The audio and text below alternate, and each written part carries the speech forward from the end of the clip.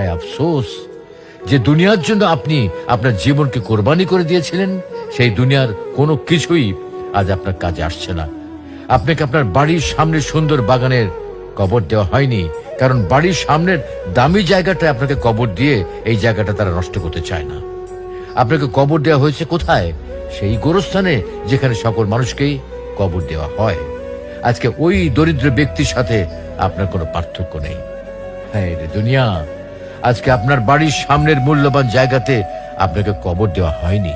আপনার মৃত্যুর পরবর্তী কিছুদিন পর্যন্ত আপনার প্রিয় মানুষেরা আপনার কথা মনে করবে, আপনার কথা ভাববে, কিন্তু তার কিছুদিন পর তারা আর আপনার কথা ভাববে না। তারা প্রত্যেকেই নিজ নিজ কাজে ব্যস্ত হয়ে যাবে। খুব দ্রুতই আপনি তাদের কাছে হয়ে পড়বেন এক অতীত। আপনি আপনার প্রিয়জনদের জন্য অর্থ উপার্জন করতে গিয়ে আপনার নিজের কথা ভুলে গিয়েছিলেন, আপনি আখিরাতের কথা ভুলে গিয়েছিলেন। কিন্তু হায় আফসোস, আজকে এই সবকিছুই আপনার কোনো কাজে আসছে না। অতএব প্রিয় বন্ধুগণ, সময় থাকতে সাবধান হন, এখনো সময় আছে। এই দুনিয়ার মোহ ত্যাগ করে নিজের আখিরাতের সম্বল সঞ্চয় করুন।